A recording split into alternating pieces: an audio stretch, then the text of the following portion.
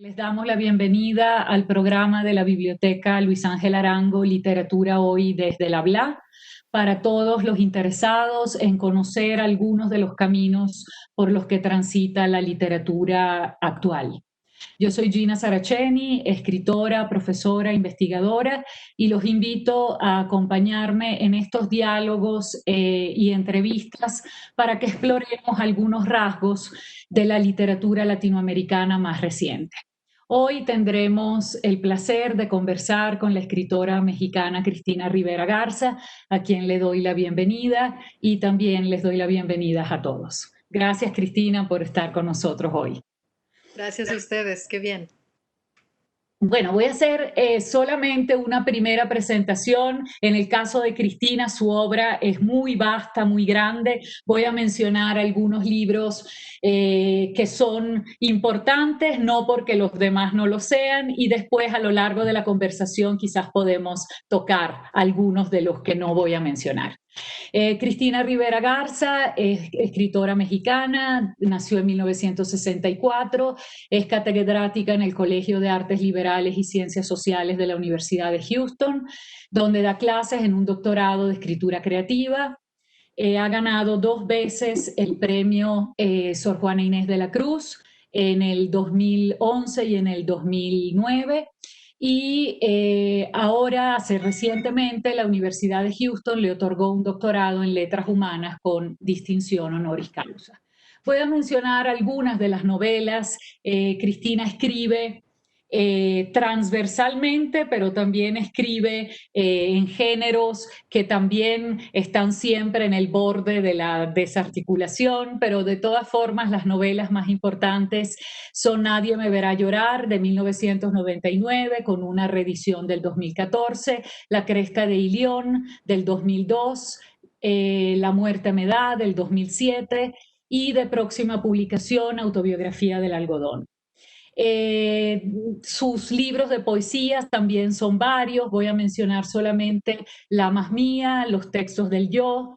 De ensayo tiene también varios libros: Dolerse, del 2011, Los muertos indóciles, Necroescrituras y desapropiación, del 2013, Condolerse y Había mucha neblina o humo o no sé, que es el libro más reciente. Bueno, Cristina, te doy la bienvenida nuevamente. Voy a tratar, para presentarte más allá de los títulos, de decir algunos o de mencionar algunos rasgos de tu obra para que entonces empecemos a conversar. Y justamente esta mañana, cuando me preguntaba cómo hacerlo, se me ocurrió que una de las formas que me resulta como más eficaz para pensar tu proyecto literario es pensarlo como una planta que crece, que brota hacia muchas direcciones, que tiene muchas formas, que pertenece a muchas especies, que se contagia con las materias que encuentra, ¿verdad?, a lo largo de su crecimiento. Y, y eso, esa imagen como vegetal, que además es una imagen viva, ¿verdad?, que está todo el tiempo en un proceso de resistencia y de crecimiento a la vez, me parece que puede describir o que nos puede acercar a tu literatura, que me parece que no resiste como ningún marco de contención, ni en términos del género. Como dije, escribes novela, poesía, ensayo, cuento, pero tu escritura está siempre entre, como cruzando fronteras y arrancando también los moldes fijos para ponerlos en discusión. Y también esta movilidad la veo también en los saberes y campos de conocimiento que tu obra atraviesa, ¿verdad? Está cerca siempre de la cultura, pero también está cerca de la historia, de la antropología, de la poesía, incluso de saberes inesperados que no necesariamente uno conoce. Y también transitas mucho, eso es algo que después preguntaré de manera más puntual. También tu obra pone las manos encima del archivo y lo toca. Y entonces esa imagen de tocar el archivo es una imagen que en el caso de tu obra me parece muy importante. Y por otro lado, también, y esto es otro rasgo que me parece fundamental y que tú has destacado en tus libros, en las entrevistas que he podido escuchar, la propuesta que tú tienes en relación a cómo piensas la escritura. Es decir, la escritura como un bien común, la escritura como una materia prima, y qué implicaciones tiene esa concepción de la escritura como una escritura que está cruzada permanentemente por voces que no permiten que haya un yo que se destaque o que sea el que tiene la propiedad de la voz. Y por lo tanto, cómo esa noción de escritura problematiza, por supuesto, también la noción de literatura y la noción de autor. Y por último, dentro de esta movilidad de tu escritura en términos, en todos los términos que acabo de decir, también me parece que es muy interesante cómo tú respondes a las preguntas del presente mostrando cómo el pasado puede servir para explicar, por ejemplo, la realidad de la violencia mexicana actual y por lo tanto el pasado también como una suerte de documento que nos permite iluminar o entender o comprender el futuro. Esa idea un poco benjaminiana de esa tensión entre el antaño y el ahora que están allí como todo el tiempo dialogando. Entonces, volviendo a la imagen de la planta, me gustaría, sí, presentarte como una planta que crece incluso en los terrenos más difíciles y que intenta, un poco robando ciertas imágenes de Lubina, de Rulfo, que intenta como raspar, como ver cómo hace para sobrevivir y en esa sobrevivencia dar cuenta de todo aquello que necesitó, ¿verdad?, para seguir allí. Entonces, bueno, Cristina, con estas palabras de introducción, me gustaría, si puedes, que nos hablaras un poco de como una pequeña historia de tu proyecto estético, literario, desde los inicios hasta un poco la actualidad. ¿Cómo fue ese camino? ¿Cuáles fueron tus preguntas al principio? Si siguen vigentes. Y otra vez, bienvenida. Oye, Gina, muchísimas gracias. Qué linda introducción. Me dejas pensando un montón de cosas y eso ya de inicio es muy auspicioso. Gracias por esta oportunidad de platicar contigo y con todo el público asociado a la biblioteca. Y me parece bien interesante que inicies justo ahora con la imagen de la planta, porque justo en estos días he estado leyendo todo un cuerpo bibliográfico acerca ¿cómo se le dice?, de la vida interior de las plantas, acerca de cómo sienten las plantas y qué sienten, acerca de lo que las hace distintas respecto al reino animal, por ejemplo. Y una de las cosas que por obvias no deja de sorprenderme es la aclaración que hacen todos estos científicos, casi todos ellos biólogos, en que, por supuesto, la diferencia fundamental entre animales y plantas es el movimiento, ¿no? Y decía uno de ellos, cuyo nombre ahorita no me acuerdo, pero decía: "Miren qué interesante, usualmente asociamos la inteligencia, con la capacidad de tomar decisiones, y de alguna manera eso lo asociamos también con el movimiento, y nos parece que la vida vegetal porque no se mueve, porque está atada al suelo, le damos una connotación como si careciera de esa inteligencia. Es más, en nuestro lenguaje cotidiano hablamos de una vida vegetal precisamente como una vida de alguien que está en un hospital y que no puede reaccionar ante nada, ¿no? Y una de las imágenes con las que empieza uno de estos libros que te digo que estoy leyendo, dice, bueno, ¿por qué no lo vemos de otra manera? Dice, los animales han encontrado una manera de reaccionar ante múltiples estímulos o límites o retos del medio ambiente. Si hace frío, se mueven algo a un lugar más caliente, si hace calor, se mudan a uno más frío, si hay poco alimento. Es decir, el movimiento y el ser nómada, de alguna manera, es esta reacción casi automática del mundo animal. Si la planta, por el contrario, ha tenido que desarrollar múltiples maneras de responder a los muchos retos que implica que no tenga movimiento. Es decir, la capacidad de adaptación de las plantas y la capacidad de manipulación de las plantas sobre lo que la rodea es mucho más secreto, mucho menos vistoso, mucho menos visible, pero no quiere decir que sea menos efectivo.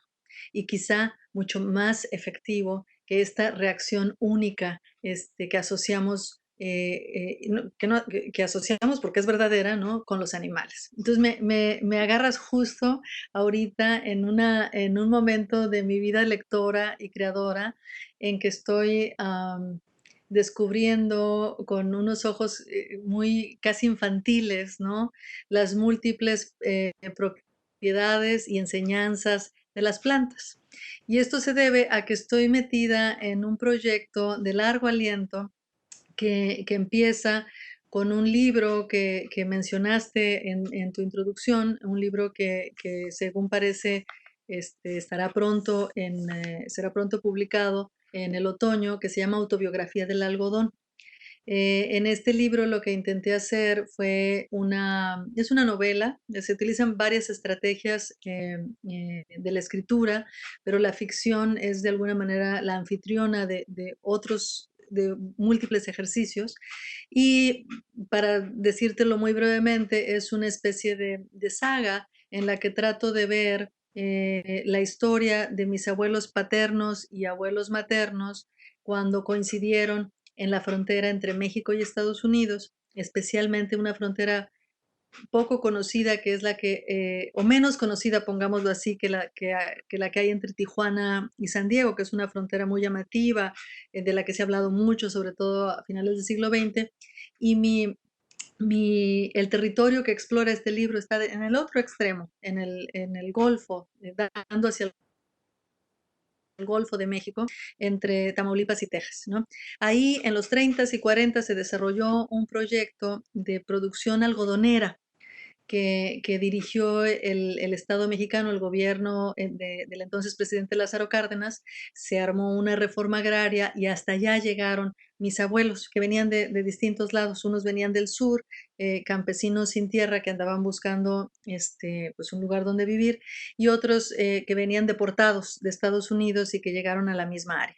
Entonces yo lo que quería hacer ahí, lo que he querido compartir con los lectores, es esta historia tomando en cuenta los factores humanos, pero también los no humanos, ¿no? Y en este caso me parecía que la perspectiva del algodón era fundamental. Es una planta que ha marcado en mucho el norte de México, y que tiene mucho que ver con proyectos de irrigación y de otro tipo que se han llevado a cabo desde los 20 y desde lugares como Mexicali en el noroeste del país hasta Matamoros en el noreste de la frontera entre México y Estados Unidos.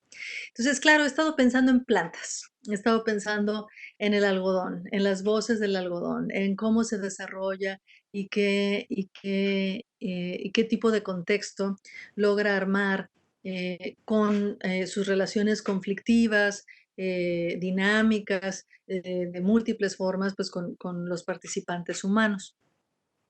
Te menciono esto, me pides una especie como de historia y te menciono esto porque es en lo que voy ahorita, lo cual no quiere decir que no tengo una relación con mi trabajo. Hay relaciones de continuidad y de discontinuidad con el trabajo que he hecho, pues ya desde hace muchos años, como bien lo dices. La cuestión de continuidad que yo veo entre algo como Autobiografía del algodón y la primera novela que publiqué al inicio del siglo XXI, sí, el último año del siglo XX, Nadie me verá llorar, yo creo que tiene que ver con una preocupación que se ha mantenido con asuntos de materialidad, con asuntos de la materia, con asuntos del cuerpo. Es decir, es un trabajo en Nadie me verá llorar, que es una novela para que fui construyendo a partir de mi lectura de los expedientes médicos de un muy famoso o muy infame manicomio que se estableció en México en 1910. Había para mí una preocupación sobre la cuestión concreta del lenguaje de esos documentos. Es decir, no solo me interesaba construir una historia con base en lo que contaban ciertos expedientes, sino que quería que la manera en que estos estaban organizados, la forma del lenguaje, la forma que tomaba el lenguaje en esos documentos, las distintas enunciaciones, todos los aspectos materiales de la vida en el manicomio me resultaban totalmente intrigantes y quería que fueran cambiando, influyendo en la misma narrativa de la novela y por eso nunca he querido llamarlo una novela histórica y siempre me he esforzado por describirla como una ficción documental. Entonces yo creo que de ahí hasta lo que llevo el día de ayer escribiendo en esta misma computadora, lo que hay es una preocupación, una fascinación, un deseo de trabajar muy de cerca con los materiales que me van intrigando, ¿no? Em, yo inicié, te digo, la primera novela que publiqué fue Nadie me verá llorar, que por cierto, no es la primera que escribí, pero por fortuna sí es la primera que publiqué. A esa le siguieron otros trabajos, otras novelas, otros libros de ensayo y demás, en los que siempre estuve muy consciente de utilizar, de dejar que se viera en los libros las influencias que me estaban atravesando. En La Cresta de León, que se acaba de publicar en España con la editorial Tránsito y se había publicado un poquito antes en México con Random House, por ejemplo, estaba yo muy interesada en la obra de una escritora mexicana de la generación de medio siglo, Amparo Dávila, y en lugar de tratar de hacer como que ese no era el caso, en lugar de esconder esa influencia, la aumenté y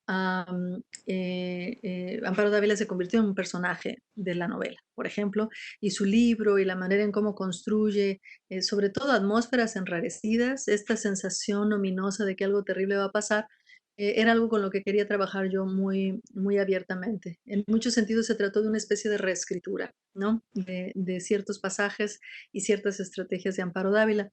Y creo que lo mismo estuvo presente, aunque desde otro ángulo, porque la materia es distinta, en la novela La muerte me da, que ahí la interlocutora era no solo Alejandra Pizarnik, la famosísima poeta argentina, sino también una serie de artistas contemporáneas, mujeres, que estaban haciendo en su momento un trabajo muy radical en contra de ciertas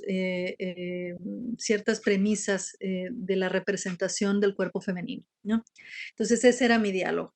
Y los estoy mencionando porque cada uno de estos libros, si te das cuenta, ha sido esto que describías hace rato, un trabajo en diálogo, ¿no? Un trabajo con otros, un esfuerzo por mostrar que la autoría no es una cosa individual, que caiga de la nada, hecha ya hacia el contenedor que sería el autor, ¿no? Y que por el contrario, un libro está atravesado por una influencia enorme, ¿no? De otras lecturas, de otras voces, de otras experiencias. Y a mí el tipo de escritura a ese tipo de escritura le he llamado una escritura desapropiativa. Y es un tema que trato en este libro de los muertos indóciles, que por cierto también se acaba de publicar en Chile, pero que esencialmente es una cosa un poquito más complicada, pero esencialmente tiene que ver con esto, que si la literatura con L mayúscula se ha servido sobre todo de operaciones apropiativas, ¿no? Es decir, siempre trabajamos con materiales ajenos y el que se apropia de algo lo que hace es tratar de esconder la trayectoria, la jornada de esos otros materiales antes de ser parte de esta comunión que es el libro, ¿no? Esa es la operación apropiativa, para la cual el genio individual del creador es indispensable. Y en una escritura desapropiativa, por el contrario, de lo que se trata es de dejar en claro que todo libro, ¿no? Que todo artefacto de la cultura está continuamente atravesado por la presencia, por la experiencia de un lenguaje que compartimos con comunidades de hablantes, que están a su vez atravesadas por relaciones bien desiguales de poder, ¿no? Entonces, de ahí viene para mí la noción ética de la escritura, que como estamos siempre ineludiblemente en esta relación con un bien común que es el lenguaje, pues cuando estamos trabajando con estos distintos lenguajes, tomando de historias de la familia o tomando de historias de un pueblo o de algo que oímos en un café o de algo que por ahí pasó y nos interesó, creo que esta transición entre la historia que está ahí afuera y su paso a un trabajo que después vamos a firmar como propio, creo que esa transición es algo que para mí me resulta ineludible pensar y que pensarla en cada caso, específicamente con cada libro, es una parte fundamental del proceso de escritura, ¿no? Creo que eso ha estado presente en lo que hago desde Nadie me verá llorar, aunque en ese entonces no le llamaba así, ¿no? No dije, bueno, este es un libro desapropiativo, bla, bla, bla, porque generar ese tipo de conceptos pues ha requerido de tiempo, ha requerido de muchas conversaciones como la que estamos teniendo aquí, pero creo que de una manera, digamos, amplia, eso es una continuidad que veo en mi trabajo y que me gustaría seguir explorando. Y hay muchas descontinuidades, ¿no? Ahora estoy poniéndole, por un tiempo mis libros estaban muy en diálogo con obras literarias, ¿no? Aunque Nadie me verá llorar, el diálogo no era con obras literarias, sino con estas historias de vida que se contienen en los expedientes médicos. Pero bueno, Amparo Dávila es una escritora ahora más reconocida que antes. Alejandra Pizarnik tiene un prestigio enorme. Y creo que escribió un libro sobre Juan Rulfo también, ¿no? Y creo que de autobiografía en algodón, con lo que estoy haciendo ahora, las autorías con las que me estoy relacionando no solo no son literarias, sino que no están limitadas al ámbito humano y están tratando de abrirse hacia todo este espectro de las plantas, del mundo vegetal con el que iniciamos esta conversación. Sí, quizás empecé la conversación justamente, Cristina, mencionando la planta, porque por un lado, y esta es una coincidencia que no sabíamos, yo también estoy interesada desde un tiempo para acá en el asunto de las plantas, pero también pensando en este libro, yo recuerdo que cuando te conocí, cuando te vi por primera vez en vivo, en Chicago, tú hablaste de este proyecto que supongo que en el 2015 estaba en sus primeras fases. Y claro, hoy pensé mencionar el libro, aunque todavía no ha sido publicado, justamente porque esta capacidad que tienen tus libros de dialogar con voces que no son solamente voces, como acabas de decir, de la cultura, pudiésemos decir de la literatura, sino también como las voces del algodón seguramente participaron de la historia que se narra en ese libro y por consiguiente de tu autobiografía, de la misma manera como participaron las voces de la sangre. Entonces, esa idea que hay un vínculo de sangre, pudiésemos pensarlo en términos de linfa, ¿verdad? El algodón y su capacidad sonora, ¿verdad? De decir, Ajá, aunque uno no pueda quizás escuchar esa voz, pero de alguna manera la literatura hace audible también aquello que no se puede escuchar. exactamente. Entonces, bueno, Ujú. me parecía que podía ser, porque además creo que tu literatura funciona así. Si la pudiera dibujar, si supiera dibujar, creo que lo haría con elementos vegetales. Entonces, esta idea rizomática, pero prefiero pensarla en términos de una planta que todo el mundo puede imaginar sin llevarlo a una dimensión demasiado teórica. Y sí me parece, la segunda pregunta que iba a hacer, ya de algún modo la explicaste sin haberla yo hecho, que tiene que ver justamente con esta noción de la desapropiación que está en tu libro Los muertos indóciles, necroescrituras y desapropiación. Y además me gusta de ese libro que de alguna manera confunde al lector, porque cuando uno lee el título, uno esperaría o se pudiese imaginar que quizás el libro va a tratar sobre cierto tipo de escritura vinculada más a la violencia y resulta que aquí quien muere es justamente la instancia autoral, es decir, pensar en la crisis del autor, la muerte del autor, pero básicamente es pensar cómo la voz de aquellos que no necesariamente aparecen como autores son tan indóciles que terminan apareciendo de algún modo, por lo menos tu literatura las hace aparecer. Entonces, me parece que sí, que eso es un elemento de continuidad que además yo veo, Cristina, también en la forma como tu escritura pasa en el sentido tanto del pasar, del atravesar, como del paso, ¿verdad?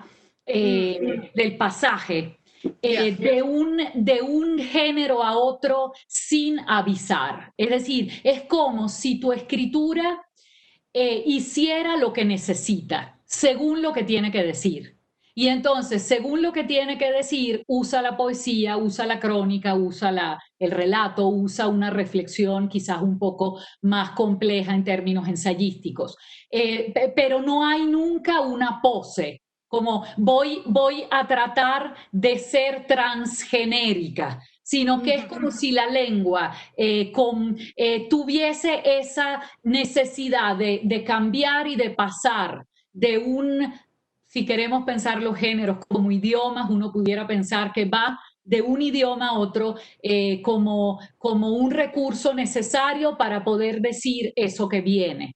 Entonces eso también es interesante porque se proyecta, se irradia en tu obra hacia muchas direcciones que tienen que ver con la frontera, que tienen que ver con los géneros literarios, que tienen que ver con las voces, con lo humano y lo no humano, yo diría ahora en esta fase quizás más reciente. Y Cristina, quería, quizás esto que dije lo puedes comentar, pero lo quiero relacionar con una pregunta que me ha generado sobre todo la lectura de este libro reciente, Hacía mucha neblina o humo o no sé, un libro que me ha impresionado mucho porque es un libro sobre Rulfo y uno pensaría que lo que va a leer es un ensayo crítico sobre Rulfo y resulta que lo que uno va encontrando es justamente un no sé qué. Ese no sé como una instancia muy productiva para, pienso yo, indagar sobre un autor como Rulfo. Ese no sé como una forma de conocimiento. Entonces, lo que quería mencionar, que sería la pregunta, a mí me parece que el trabajo como acción que un cuerpo realiza, es un lugar de indagación muy potente en tu obra. Es decir, hay una visibilidad del cuerpo trabajo. Si queremos del cuerpo mano de obra, para decirlo con otra metonimia. Y no es solamente el cuerpo, sino es sobre todo la energía, el esfuerzo, la fuerza, la resistencia de ese cuerpo que trabaja. Y una de las cosas que me interesó del libro sobre el Rulfo es que justamente eh, tú mencionas que lo que de alguna manera le preocupaba a Rulfo era ganarse la vida, ¿no? Ujú. Entonces, no es solamente la escritura, sino cómo esa escritura, para hacerlo, necesita también trabajar en otras cosas que no sean la escritura. Entonces, ese mundo del trabajo, del empleo, me parece que es una materia, un material que tu obra explora. Incluso supongo que para hacerlo necesitas meterte en los archivos y hurgar allí bueno, todas aquellas conexiones que ciertos materiales de archivo te pueden permitir de algún modo desarrollar ciertos aspectos que tu obra trabaja. Entonces, me parece que a esto se añade algo que también mencionaste, que es la materialidad del cuerpo. O sea, el cuerpo también como una escritura, el cuerpo también como una materia que el trabajo escribe.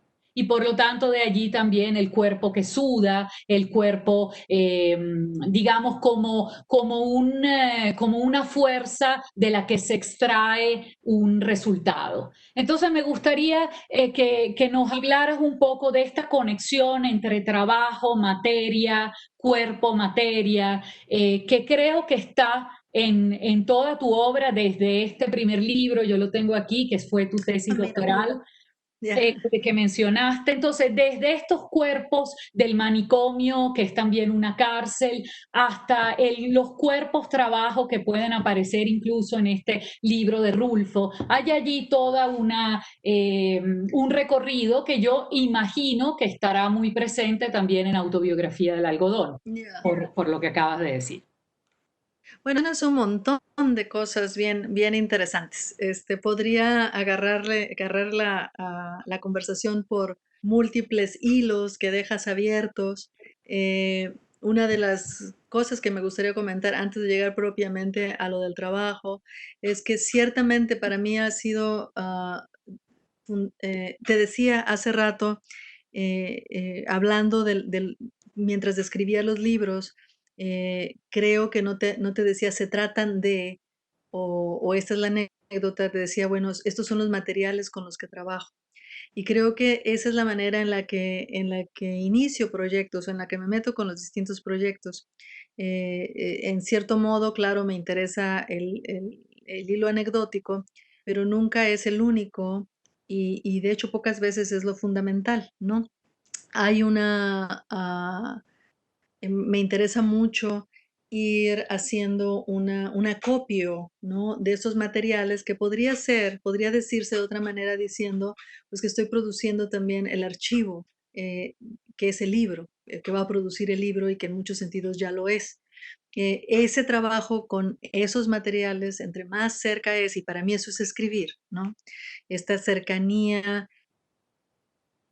orgánico con esos materiales, son los que van dictando a qué tipo de género voy a hacer, en qué tipo de género va a haber una especie de inscripción, con qué tipo de género puedo manejarme de manera más efectiva dependiendo de los materiales con los que esté lidiando. Y tienes toda la razón, no es que un día yo me despierte y diga, wow, hoy es el día en que voy a escribir un cuento o no, hoy escribiré solamente en fragmentos, porque así me lo dicta mi deseo de fragmentación. Realmente no es así. Voy haciendo este trabajo, por ejemplo, el más reciente del algodón. Tienes razón, empezó hace muchos años. 2015 creo que es más o menos, 2014 creo es cuando estaba apenas imaginando y empezando a hacer todo este acopio de materiales. Y es en ese proceso, en buscar en archivos, en buscar en entrevistas, en ir y visitar los lugares, en tomar fotografías, en tomar muestras de suelo, en andar buscando, en este caso del algodón, algodón por todos lados. En el caso de otros materiales, pues, por ejemplo, cuando nadie me verá llorar era lo que estaba escribiendo, pues todo lo que tuviera que ver con la locura, con archivos respecto a manicomios, con tratados y escritos sobre salud mental, etcétera, etcétera. Y es a partir de que es un proceso muy, muy lento, para mí muy gozoso, ¿no? De ir revisando cosas, te van apareciendo cosas que no sabías que existían y el mismo proceso de búsqueda te dirige hacia ellos. Eso va dictando, en una conversación muy, digamos, muy abierta con lo que sé sobre el género, con las preguntas que también me hago sobre el género, es lo que le va dando forma, ¿no? Cuando sé cuál es la forma en la que este proyecto va a tomar, es cuando ya estoy segura que sí estoy escribiendo un libro, porque te imaginarás, uno inicia y te ha de pasar, uno inicia un montón de proyectos, ¿no? O sea, hay un montón de cosas que a uno le interesan, ¿no? Y si andas por lugares o visitas bibliotecas o tienes acceso a Interlibrary Loan o vas por archivos, pues siempre está la curiosidad de, ay, algún tiempo pensé en cómo se fabricaban las cucharas de estaño en el siglo XVIII. Y, lo cual no quiere decir que termine escribiendo ese libro, ¿no? Pero cuando hay toda esta relación entre los distintos materiales, cuando ya los estoy viendo crecer, cuando ocupan literalmente espacio, ¿no? En mi lugar de trabajo, es que se lleva a cabo este diálogo, este intercambio entre esto no va así, esto no lo puedo contar de esta manera. Para honrar las características de este material tengo que variar de punto de vista, tengo que hacer otras cosas. Y es en esa relación donde yo creo que se deciden muchos de los asuntos de la forma, que como sabemos, pues no está divorciada del contenido, sino que hay, cuando en los momentos felices, ¿no? Es cuando logramos este entrenzamiento, esta vinculación de forma y fondo, ¿no? De contenido y forma. Eh, para mí todo ese proceso es un proceso de trabajo. Es decir, para mí ese proceso muy concreto, muy real, yo no le llamo inspiración, no le llamo, se me ocurrió, no le llamo, me visitó la Virgen y me dejó esto en un sueño, ¿no? O sea, no dudo que haya elementos y fuerzas que no nos podemos explicar en el proceso, eh, pero me siento mucho más cómoda, me parece que atiende mucho más que describe mucho mejor el proceso por el que paso, diciendo que es un proceso de trabajo. No en el sentido de que sea un empleo, ¿no? Sino en el sentido de que estoy produciendo y reproduciendo eh, eh, una serie de procesos, ¿no? De prácticas, que eventualmente que tienen una conexión con procesos de circulación económica también, porque pues un libro es muchas cosas, pero también es una mercancía cuando llega a las librerías y cuando hay que pagar por él para obtenerlo, ¿no? Entonces, digamos que veo todo ese proceso como un continuum problemático, tenso, pero cuyo inicio está en algo que a mí me gusta llamar investigación y que a veces no lo digo mucho porque se malinterpreta la palabra, porque se cree que investigación solo es investigación académica, ¿no? Y para mí investigación es desde algo que pasé por una ciudad, me dijeron que había un archivo interesante y me detuve, pensé que iba a detenerme un par de horas y me detuve 3 días viendo documentos, a pasé 5 horas viendo el techo porque estoy tratando de imaginarme una escena y la transición a la siguiente. Entonces ambos son procesos de investigación, ambos requieren una conexión con los materiales, no es la misma, no responde todo a la misma operación, a la misma estrategia, pero cuando uno ya está metido en el libro, cada uno de estos aspectos tiene que ver con el libro, ¿no? Tiene que ver con el proyecto. A veces es un libro, a veces no. pero tiene que ver con este proyecto específico, ¿no? Entonces, a diferencia de los que se explican la escritura, la práctica de la escritura o el hecho literario como un resultado de fuerzas misteriosas e inexplicables, abstractas, a mí me parece que la escritura es lo más concreto, de entre las cosas que hago es la más concreta. Me parece que contra estos estereotipos que hablan del escritor solitario, metido en su cabeza.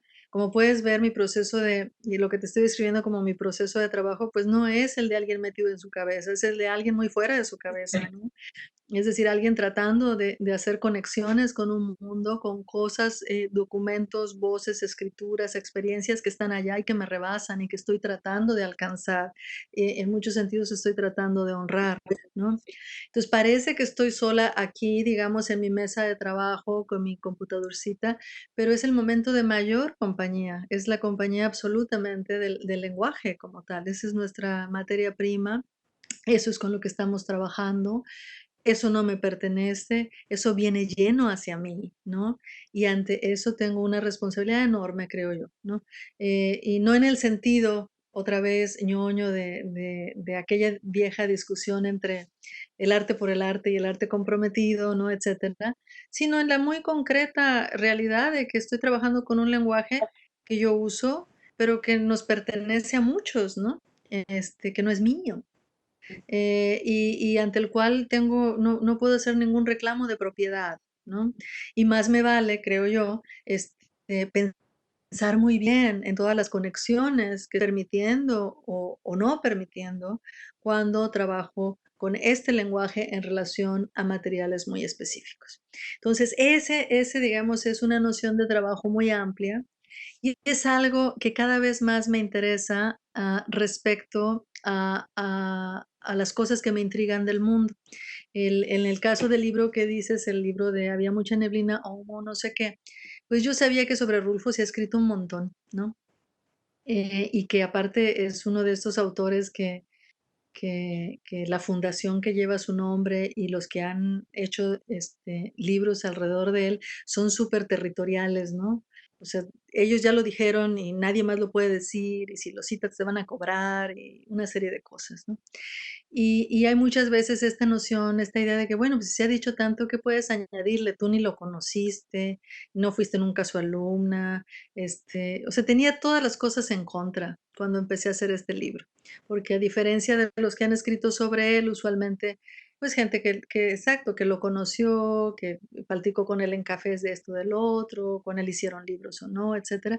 Yo no tenía nada de eso, estaba muy consciente de que mi relación era la relación de una lectora atenta, una lectora gozosa, una lectora con una mente curiosa, pero me intrigaba algo que no veía en todas estas hagiografías y en todos estos homenajes a Rulfo, que siempre me lo presentaban como el gran genio de la literatura, como si hubiera parecido así, o sea, de ser nada a inmediatamente ser el revolucionario de la literatura mexicana y universal.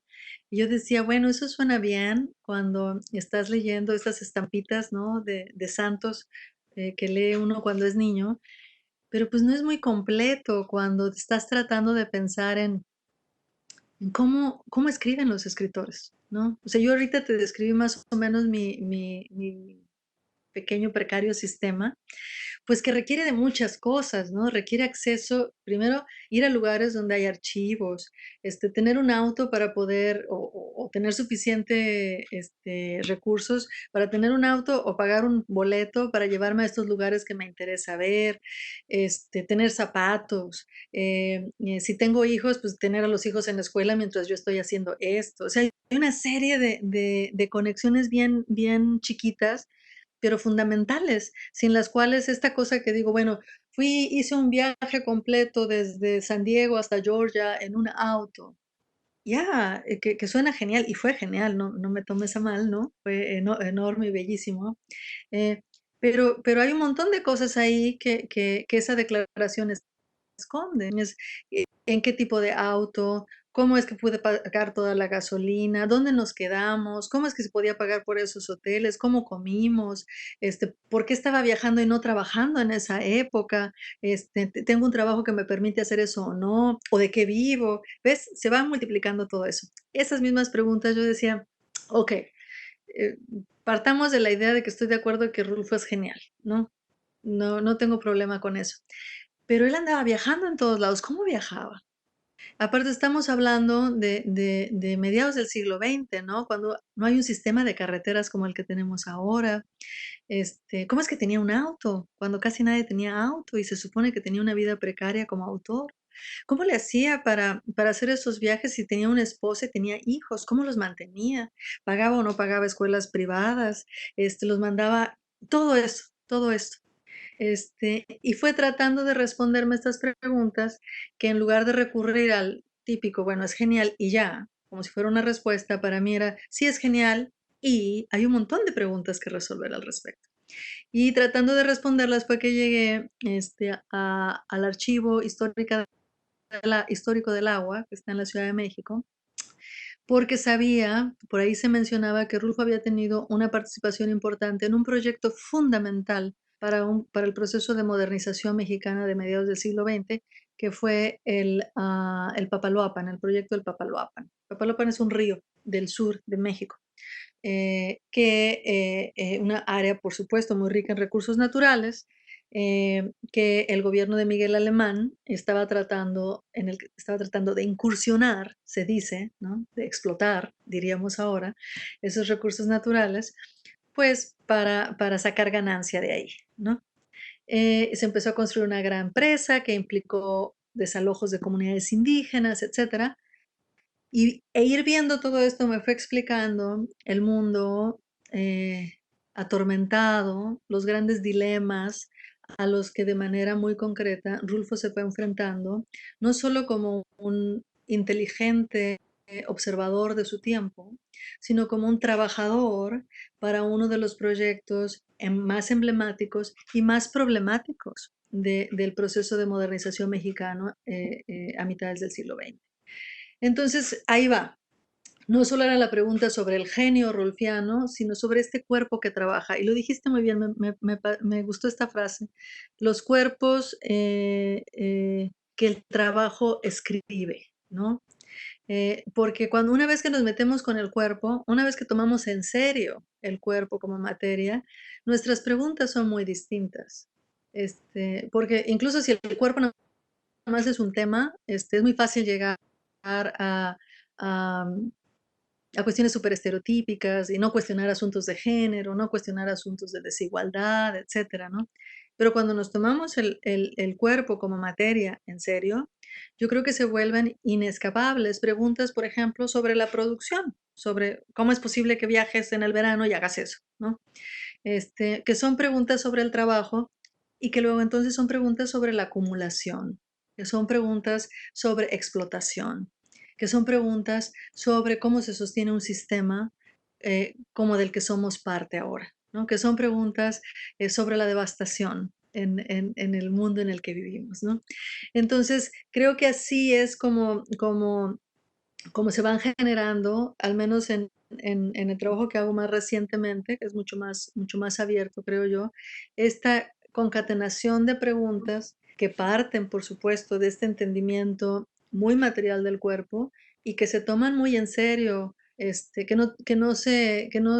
no dan por hecho cosas, Ujú. que no se contentan con decir, bueno, lo que pasa es que tiene una espíritu aventurero enorme, ¿no? Mucha gente tiene un espíritu aventurero enorme y no significa que puedas llevar a cabo ciertas cosas.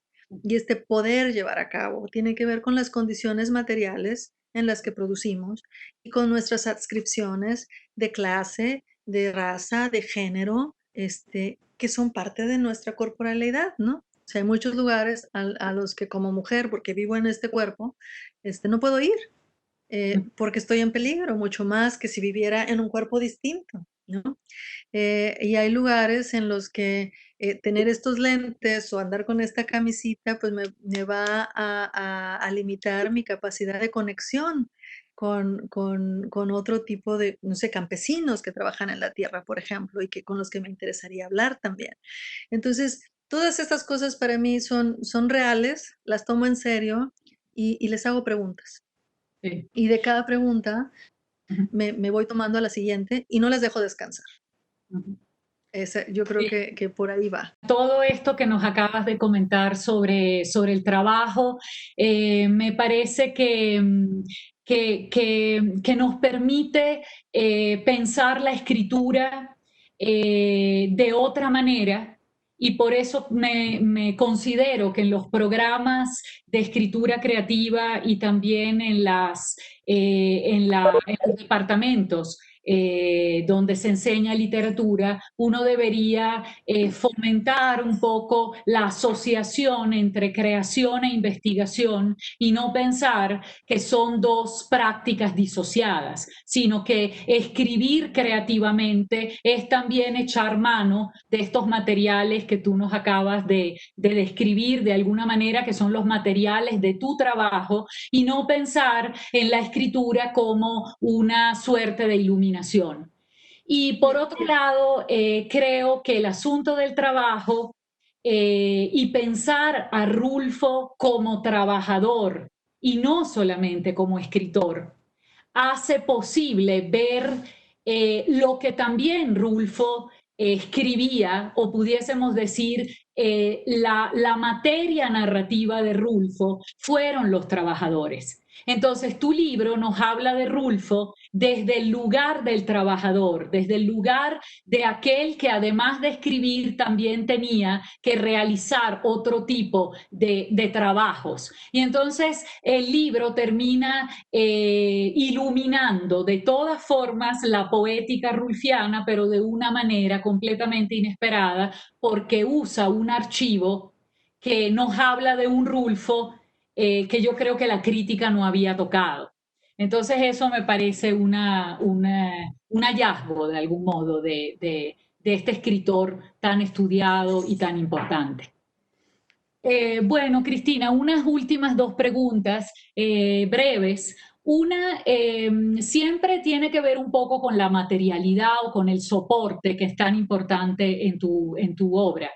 Me gustaría que nos dijeras un poco cuál ha sido el impacto de lo digital en tus procesos de escritura. O sea, en qué medida lo virtual contribuye a tu mesa de trabajo, le aporta potencia ese trabajo de archivo, de investigación y quizás, bueno, yo pienso en tu proyecto Estación Camarón, pero no necesariamente me debes me respondes a partir de allí, sino un poco la virtualidad, qué materia es dentro de tus materiales, o sea, qué Ujú. función tiene.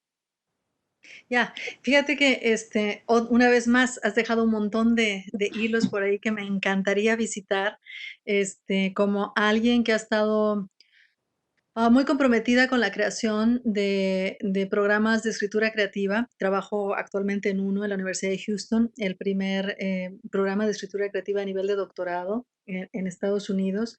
Y lo menciono especialmente porque estamos en una época en que los inmigrantes y de Latinoamérica y el habla de los inmigrantes está bajo un ataque, brutal por parte de quien ocupa la Casa Blanca ahora.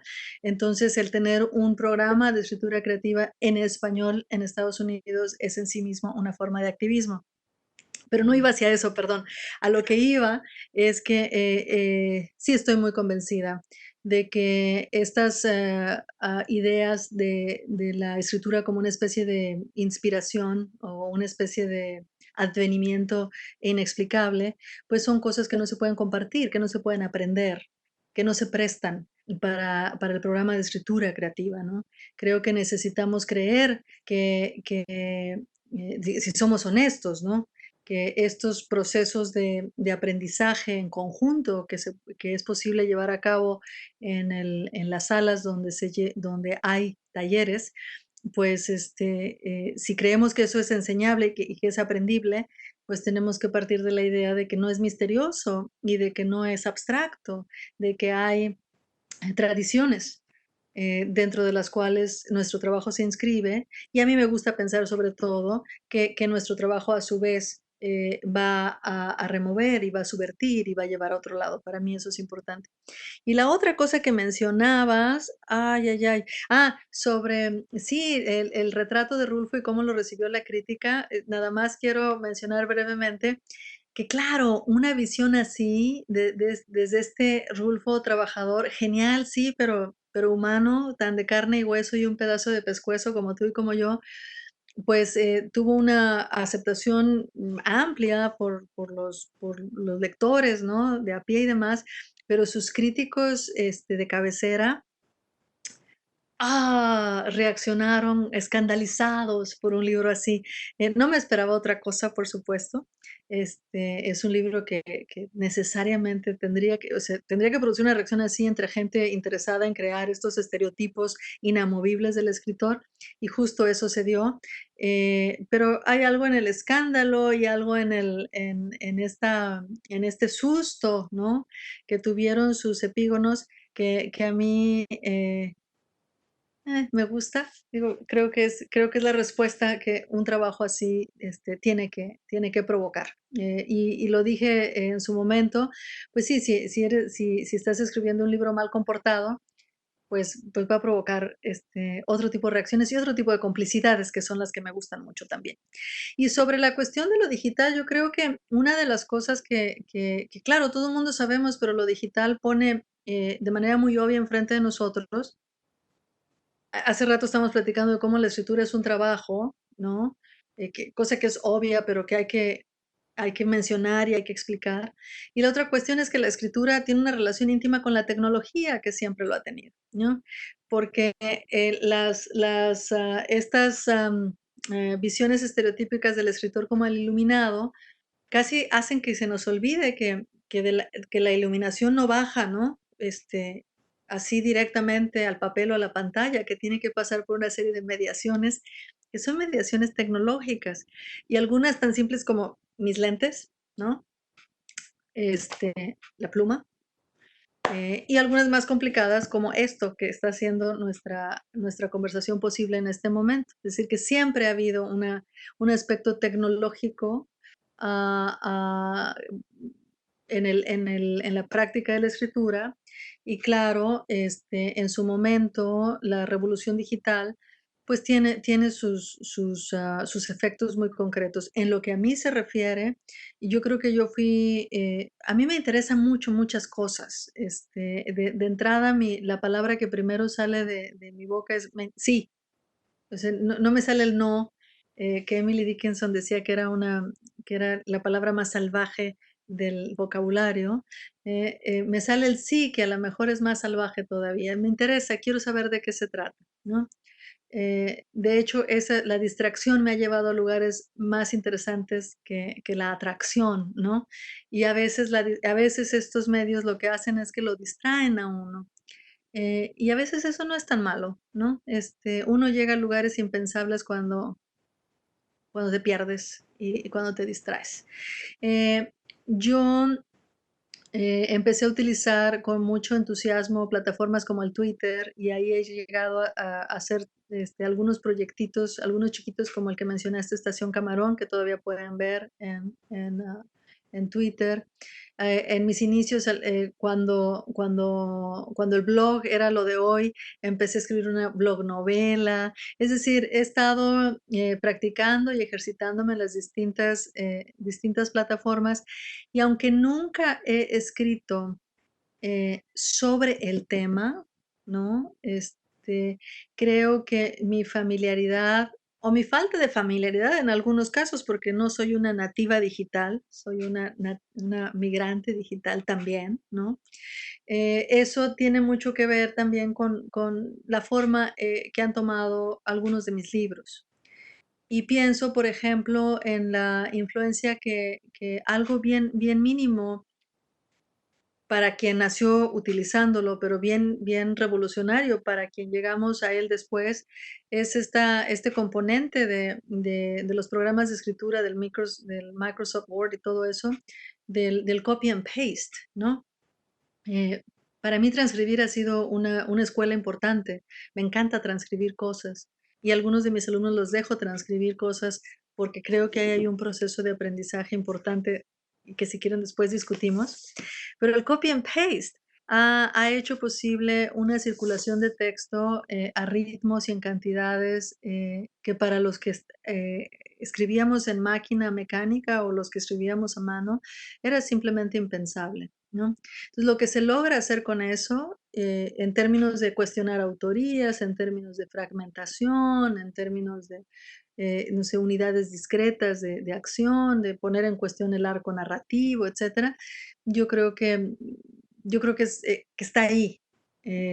Al menos en mi trabajo lo he dejado entrar de múltiples maneras en términos formales, menos en términos de de contenido. O sea, no tengo una novela sobre, este, alguien que sea sobre un hacker, ¿no? Mi detective de las novelas de nadie de La muerte me da o El mal de la taiga, siempre andan haciendo cosas en lugares donde no hay señal, ¿no? Donde a veces ni hay electricidad. Entonces, no es parte de los temas, pero pensar esas historias habría sido imposible en un mundo sin la tecnología digital que las transmina, que las estructura de múltiples maneras, ¿no? Claro.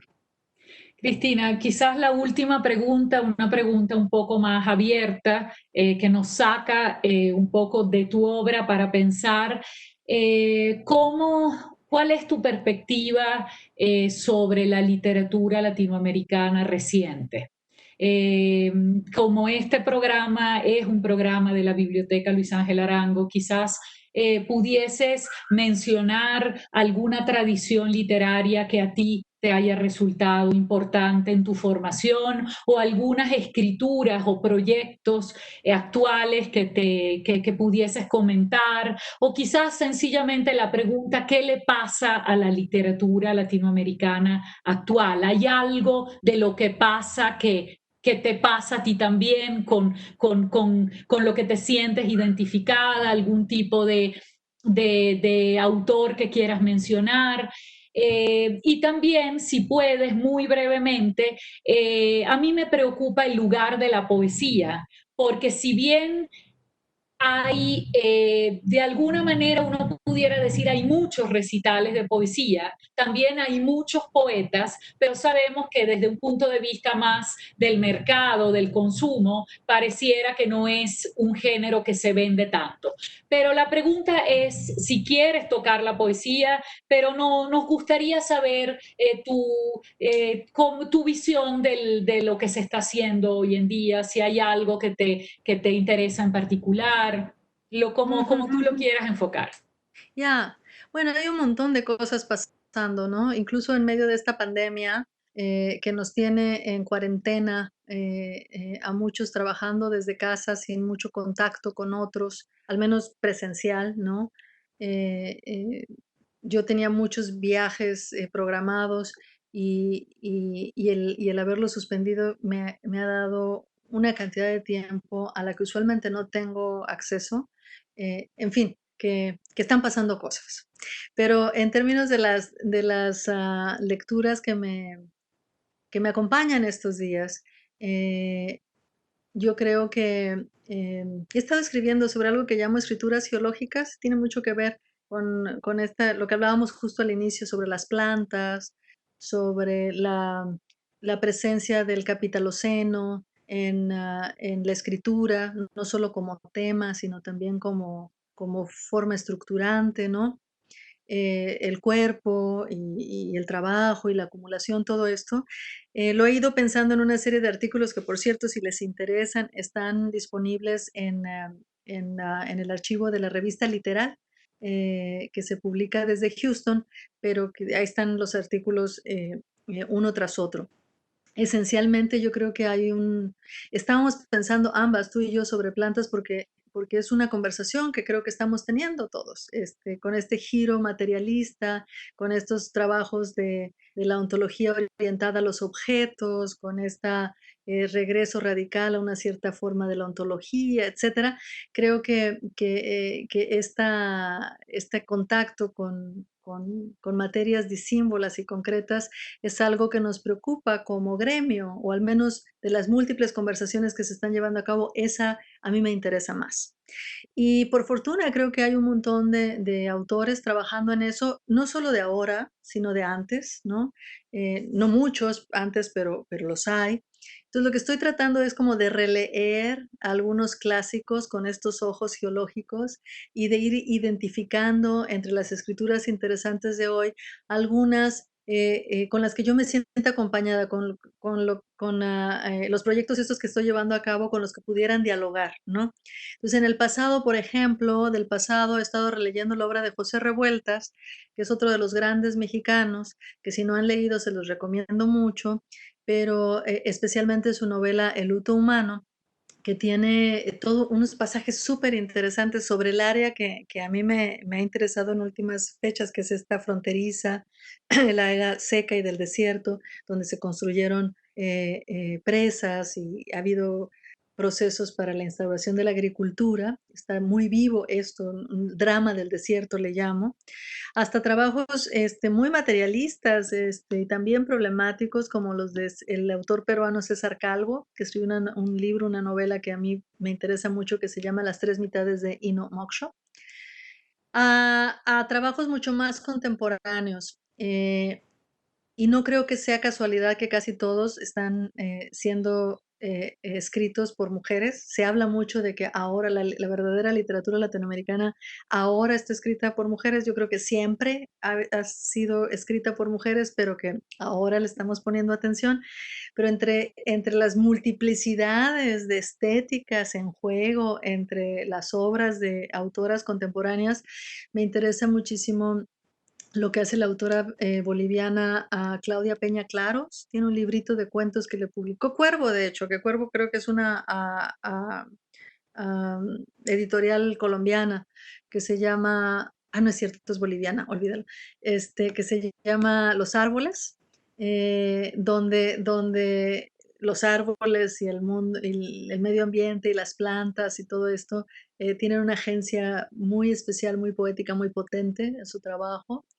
Creo que una novela como Las aventuras de la China Iron de Gabriela Cabezón Cámara, además de ser una reescritura en queer del Martín Fierro, pues tiene toda esta atención igual al desierto y a las múltiples agencias presentes en el desierto, animales, por parte de animales y de plantas. El trabajo ya lo he mencionado en muchas otras ocasiones, de la poeta mexicana Sara Uribe, con una obra sobre todo que tiene que ver con la desapropiación en momentos de álgida violencia en el país. He hablado de la poesía de Gerardo Arana. Digo, y todos estos son autores sobre los cuales he escrito esos artículos que pueden encontrar en Literal, así es que no me voy a extender mucho. Pero pero pero por fortuna creo que este trabajo sobre el algodón y otras cosas que estoy emprendiendo sobre otros cultivos están, están bien acompañados. Hay una plática que estamos teniendo que a mí me parece de las pláticas más interesantes en el mundo de la escritura. Hay un montón de gente, por supuesto, haciendo ciencia ficción, Ujú, pero ciencia ficción también en un sentido mucho más materialista, y en un sentido mucho más feminista, y a mí eso me interesa, lo que hace en México esta Gabriela Damián, por ejemplo, y hay más que ahorita se me van, pero creo que eso, entre la ciencia ficción, entre las escrituras geológicas que también están ligadas al trabajo de periodistas, eh, eh, narrativas, eh, me interesan también bastante. Entonces, ahí hay un triángulo, que me interesan más, cuando son más desapropiativas, ujú, y creo que es algo que también se sucede en la poesía. Sí, para mí la poesía, más que un género, decía Lynn Haginian, una poeta norteamericana, muy buena en muchos aspectos, pero su definición de la poesía me gusta mucho, me sirve mucho. Decía que la poesía es el lenguaje con el cual investigamos el lenguaje. ujú. Y a mí me gusta pensar en la poesía como algo así. No es el lugar de los sentimientos, ni el lugar de las emociones, ni nada de eso, porque eso es lo que la escritura en general, creo que son parte de sus materiales. Pero en la poesía está, para mí, ese énfasis en un lenguaje que analiza, que investiga el lenguaje. Y yo creo que también están pasando cosas interesantes ahí. A quienes le interesen, estas visiones desapropiativas, críticas, hay una página, que se hace en México que se llama poesiamexa.com, que yo creo que está muy bien curada y donde hay una amplia gama de varias generaciones de poetas, trabajando de esta manera materialista, de la que hemos estado abordando, de la que hemos estado hablando en esta charla. Y es cierto, la poesía no se vende tanto como la narrativa, pero la poesía viaja muy bien, Es y verdad. viaja de polizona, y viaja de maneras que a veces no nos imaginamos, como PDF, como regalo de amigos. Creo que inventa otro tipo de circulación, eh, que la hace, pulular, de maneras bien interesantes. Yo leo muchísima poesía, creo que es parte de mi entrenamiento como narradora. Si no leyera poesía, no habría escrito los libros que he escrito. Y leo también mucha teoría, también digo, porque trabajo en la universidad y tengo que estar al tanto de muchas cosas. Ah, pero creo que con eso cubrimos un poco la respuesta. Bueno, Cristina, gracias por tanto, ¿verdad? Por tantos brotes y retoños que nos has proporcionado en esta conversación. Y me gustaría cerrar pidiéndote la lectura de un pequeño fragmento de tu libro, Había mucha neblina o humo o no sé qué. Y se me ocurrió pedirte que leyeras esto, porque había una pregunta que no te hice, pero que es un poco inevitable en esta situación que estamos viviendo, de incertidumbre, de donde el futuro se parece mucho a este no sé qué del título de tu libro. Y incluso encontré en este libro una frase que decía, y alguien desde el futuro quizás imaginará. Entonces también un poco cómo la literatura imagina el futuro. Y en este extracto o este fragmento que quisiera que leyeras, tiene que ver con el sistema respiratorio, tiene que ver con la respiración, tan comprometida por este virus que estamos atravesando, ¿verdad? Entonces, no sé si puedes leernos, no sé si quieres comentar algo, pero quería que cerráramos y después despedirnos con este fragmento, porque algo que también me parece que es una constante en tu obra, y pensaría que es una práctica tuya vital, no lo sé, estoy especulando, que es caminar. Es decir, el transitar. Creo que lo haces mucho con la escritura, porque tú con la escritura transitas y pasas fronteras, pero pensaría que pudiera ser también algo por los viajes, por los movimientos, es decir, hay como una movilidad y en esta parte del libro se habla mucho de caminar montaña arriba. Y por lo Ujú. tanto, el caminar y más en montaña arriba pone o compromete el sistema respiratorio o lo exige más de los pulmones. Entonces, no sé si puedes leernos este fragmento que se llama Alvéolos, que sería, creo yo, apropiado para cerrar. Haciendo los saltos que tú consideres o leyendo Ya. de esto lo que tú quieras. Si les voy a leer, un cacho de ese fragmento, Alvéolos, claro que sí. Tendría que empezar por decirles que este es un recorrido con el que cierra el libro de Rulfo por el Zempoaltépetl, que es una montaña sagrada para la comunidad, para el pueblo mije que vive ahí.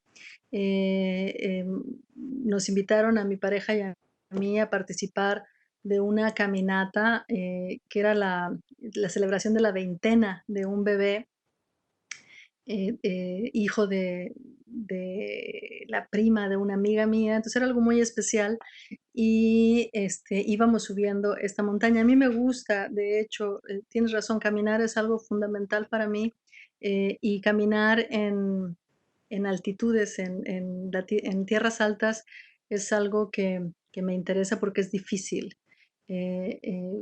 Mi familia vive, bueno, hay una relación con el Nevado de Toluca, al que trato de ir cada año.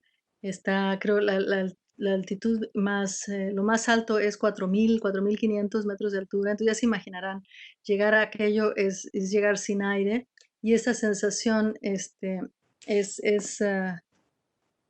interesante y productiva. Y esto es un poco, tiene que ver con esas sensaciones. Leo esto y les agradezco su atención de una vez, y tus preguntas y la charla. Inhalamos y exhalamos ruidosamente. Estos son nuestros pulmones, ardiendo, mientras seguimos a la procesión en silencio. Una mujer que ha dado a luz apenas 20 días atrás, un padre que carga a su primogénito sobre la espalda, envuelto en un rebozo, mientras lleva costales de naranjas en ambas manos, una tía cargada de botellas de plástico llenas de tepache y mezcal, bultos de tortillas y huevos duros, tamales de maíz y frijol, una pareja de padrinos junto con su hija de 5 años y su hijo de 7, un tío que lleva a las gallinas y a los guajolotes descabezados dentro de un atado que cuelga de su frente, una prima que se ha enredado el rebozo en la cabeza a la manera tradicional de los mijes y su pequeña acompañante rubia de 7 años, y nosotros, y nuestros pulmones. Cerca de la columna vertebral, a uno y otro lado del corazón, los pulmones transportan el oxígeno de la atmósfera hacia la sangre, liberando así el dióxido de carbono desde la sangre y de regreso a la atmósfera. Inhalamos y después exhalamos. El aire pasa a través de la nariz y la boca viaja a través de la tráquea hasta alcanzar los bronquios y una vez ahí, los alveolos. A esto se le llama arder.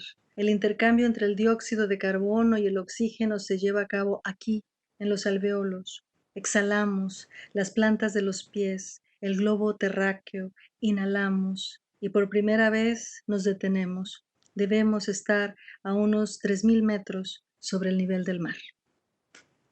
Creo que hasta aquí llego. Cristina, muchísimas gracias por haber aceptado la invitación, por haber sido tan generosa con todas las respuestas.